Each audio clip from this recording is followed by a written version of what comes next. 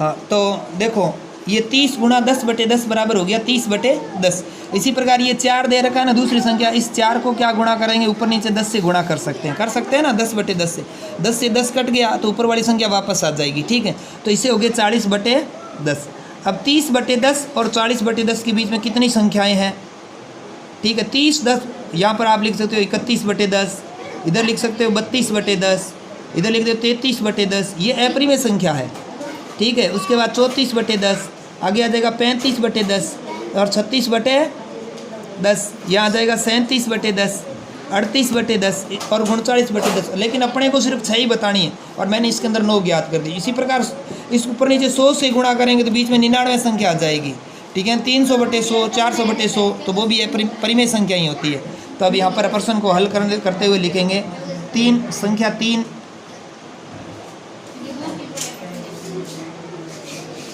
व 4 के बीच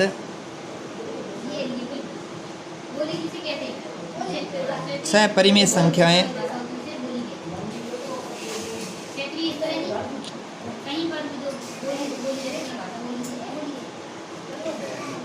बराबर 31/10, 32/10, 33/10, 34/10, 35/10, 36/10, 37/10, 38/10 और 39/10। ये मैंने 6 से अधिक की बता दी आपको, ठीक है। प्रश्न नंबर 3 पे चलते हैं आगे।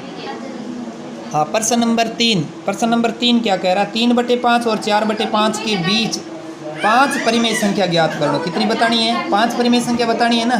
तो यहाँ दे रखा है पहला 3/5 और दूसरा दे रखा है 4/5। जिस प्रकार पहले वाला प्रश्न किया था उसी प्रकार इस जो दे रखा है 3/5 संख्या दे रखी है 3/5, इसको आप किससे गुणा करोगे, 10/10 से गुणा करो। 3/5 बराबर, क्योंकि ऊपर नीचे गुणा करेंगे तो वापस ये स्टेप आ जाएगी 3/5, तो इसे लिखते हैं 30/50 लिख सकते हैं ना। दूसरी संख्या क्या दे रखी है 4/5। 4/5 को क्या लिख सकते हैं, 4/5 को भी ऊपर नीचे 10 से गुणा कर दो, तो 10 से गुणा कर दिए तो ये क्या हो गया 40/50। अब आपको यहाँ पर सिर्फ यही बताना 3/5 और 4/5 के बीच, या लिखोगे 3/5 और 4/5 के बीच 5 परिमेय संख्याएं, 5 परिमेय संख्याएं हो जाएगी आपके बीच में 31/50, 32/50, 33/50, 34/50, 35/50 और 36/50, 37/50। इस प्रकार ये बीच 5 परिमेय संख्याएं हो गई, ठीक है। बिल्कुल सरल सा था।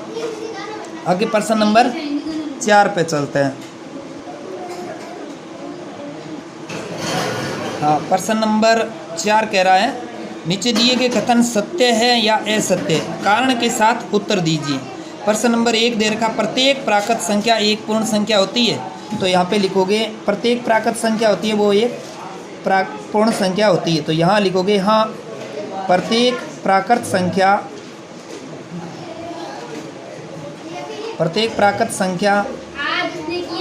एक पूर्ण संख्या होती है।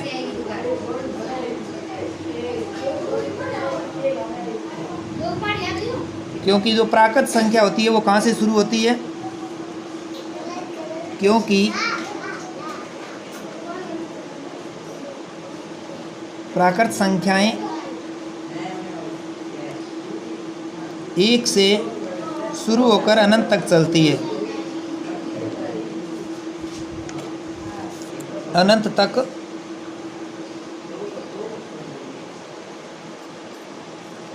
जबकि पूर्ण संख्याएं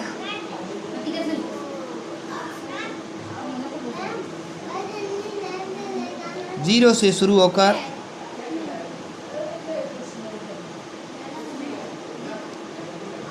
अनंत तक चलती है।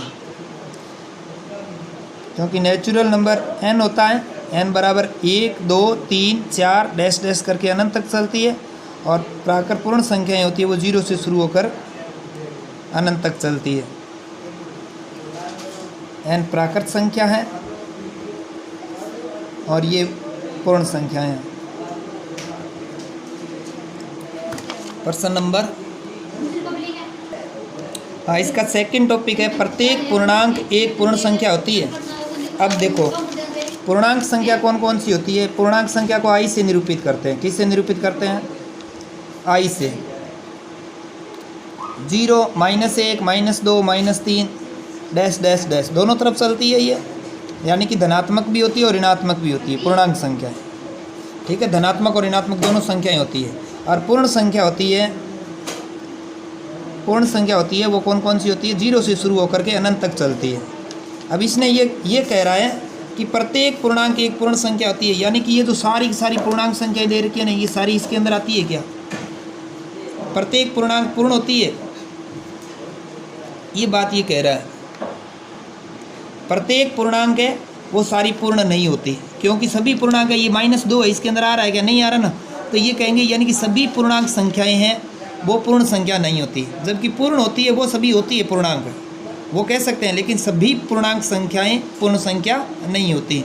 तो इसके अंदर लिखेंगे यह कथन असत्य है, यह कथन असत्य है, क्योंकि पूर्णांक संख्या कौन कौन सी? आगे पूर्णांक संख्याएं लिख दो आप। पूर्णांक संख्या i बराबर 0, 1, 2, 3 डैश डैश कर दो, इधर -1, -2, -3 डैश डैश डैश कर दो। और जबकि पूर्ण संख्या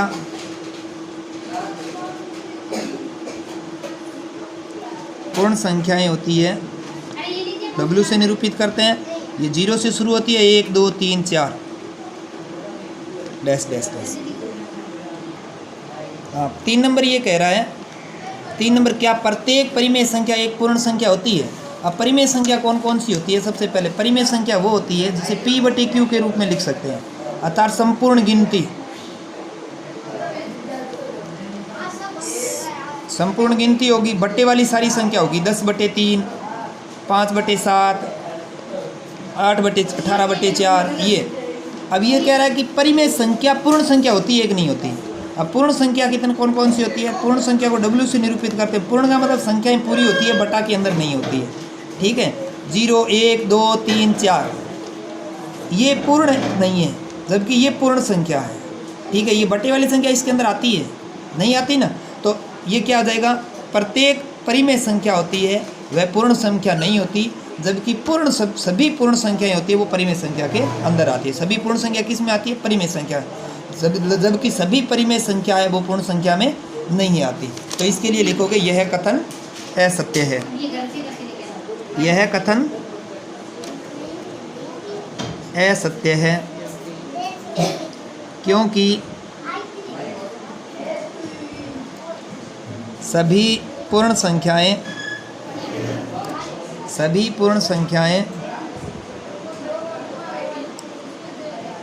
परिमेय संख्या में आती है।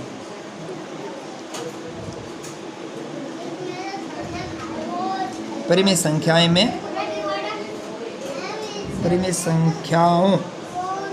संख्याओं में आती है।